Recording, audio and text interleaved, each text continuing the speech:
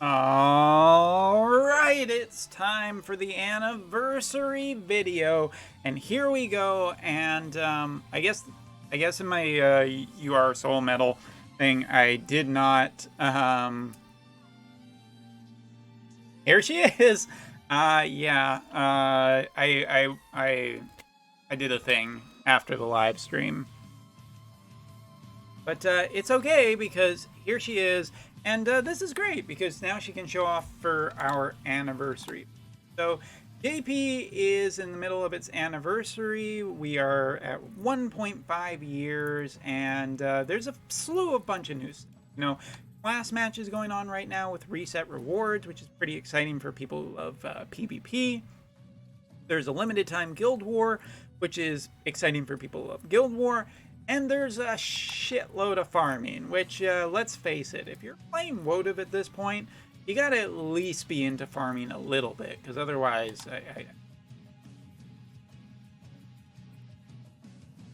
I'm also very, stalling a little. I thought she had a second animate.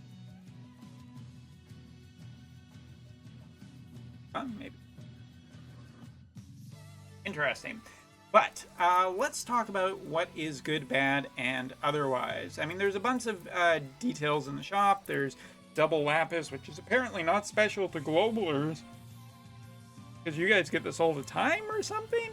I literally angry with jealousy. Like, the only way they can make up for it is if Glassy was limited. None of you get her. None of you will ever get her.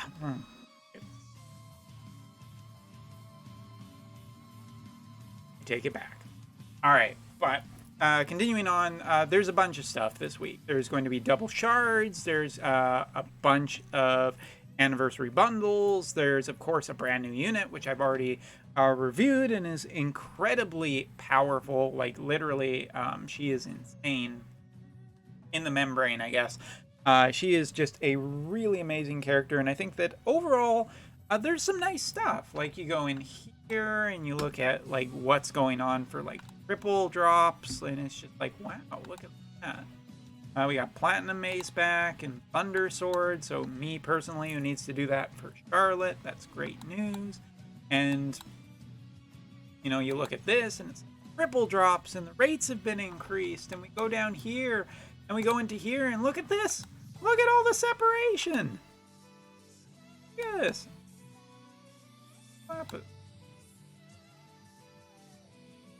I can't wait for them like, by the way, just a quick aside, because this video is not incredibly serious yet. But if you take a look at this, I just can't wait until there's like 26 rooms. Just a room for everything, because they still don't get that players just don't really enjoy this that much. Anyway, it's really funny, and we have all this different stuff. We're getting into anniversary. There's gifts and free lapis that people can waste on pulling. Trust me, I've done it. The selection quest now has the ability that you can do these with, I do believe it. Hold on, let's see. Take a peek real quick here. So let's go to step 1. It does occur to me that I kill a team here.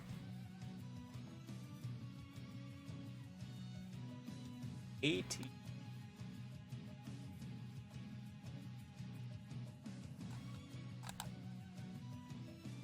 Okay, I lied. Maybe that hasn't been added to the game yet.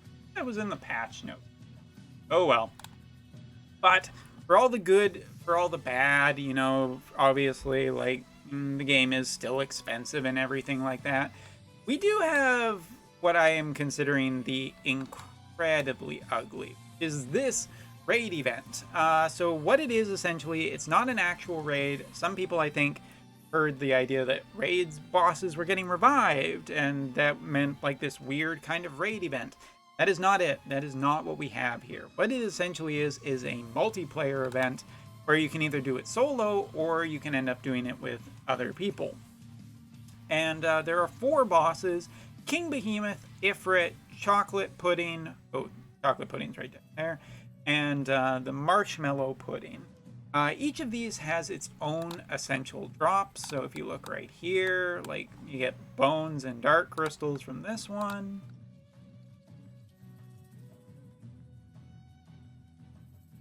That from that, you have the I don't know, hard rock candy from Ifrit, and so on and so forth. And we have an interesting question here.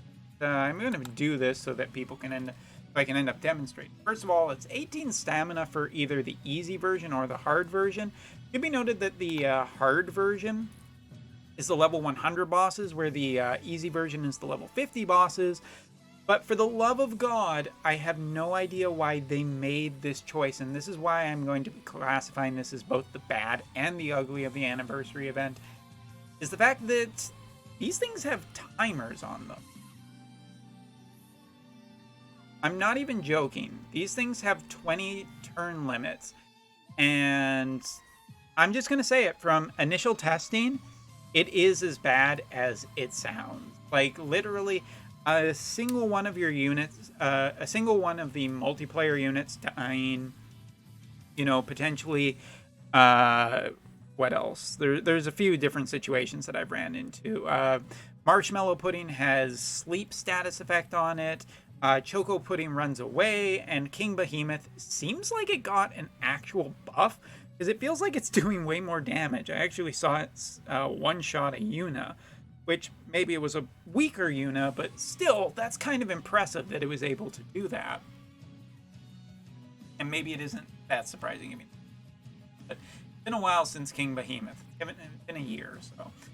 The point is that these raids cost 18 stamina apiece and are kind of brutal for any kind of mistake or anything that just doesn't go your way.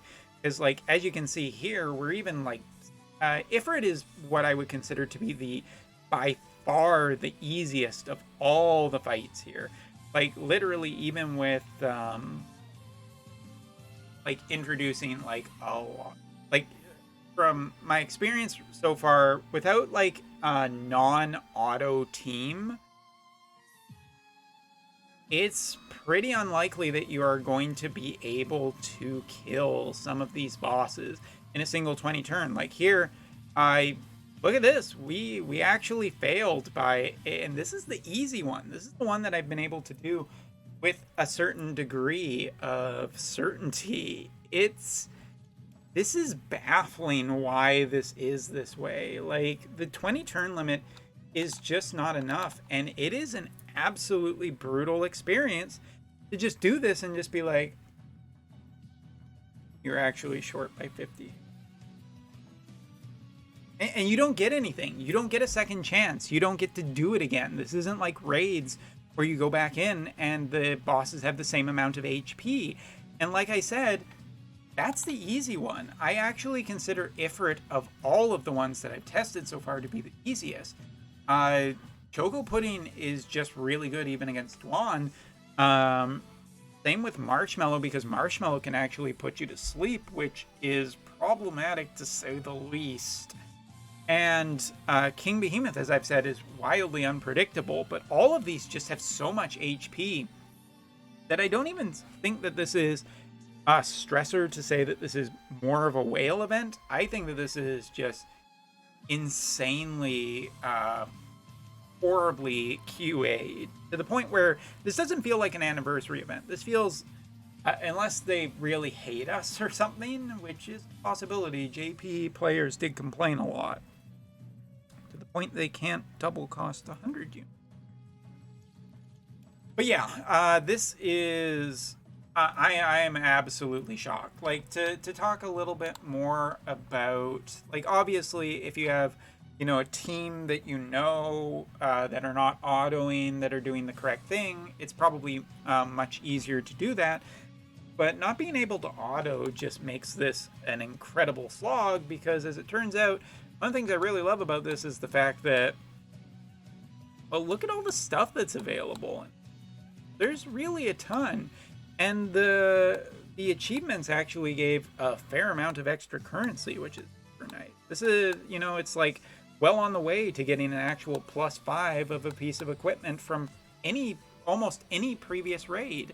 That's incredible. That's amazing. I want to see this event return. I want to see this happen more often, because this is a great way for people to get caught up, or even for long-term players to get another shot It's stuff they may not have maxed in the past.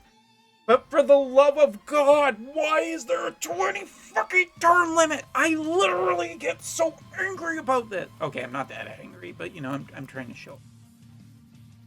Right, I was in character. I'm so angry about this. It really is just baffling as to why they put a 20 turn limit in. It feels horribly thought out. It should be improved, if not completely cut. So long as players can do it. It's the anniversary. It's meant to be a celebration of the players, a celebration of the game, and you should be a little more generous to your players on an anniversary. They are financially holding you up for the rest of the year. Although, yes, financially, probably, you know, more money is spent around the time anniversary deals and what. Anyway, I don't think that's really worth not noting that this just needs to be better. This should not have been like this. This should not have passed basic QA. And while I'm really happy to get like just this a massive, amazing selection, 30 turns, 40 turns for the easy ones, just so players can have a little bit of a better time. This is shocking and quite... I feel this just isn't much of an anniversary event. Because, wow, it's brutal. Even if you have, like, really high tier units, you gotta depend on others. So. Unless you are, I don't know, someone with the perfect unit for those ones. Ifrit is by far the most capable one of, you know, I think being multi, provided that you've gone mages. There is the option, you know, each of these bosses are weak to a different damage type, which is great, but that turn limit is such like 5 more turns, no, 10 more turns. I will not break on this one. 30 frickin' turns at the very minimum, even if it is for hard. Just fucking do it. Happy anniversary to all the players out there, even the globalers who are not technically in the anniversary, but you know, you're 3 months out, so this is an early one. This should have been better done. And that's the fan drop.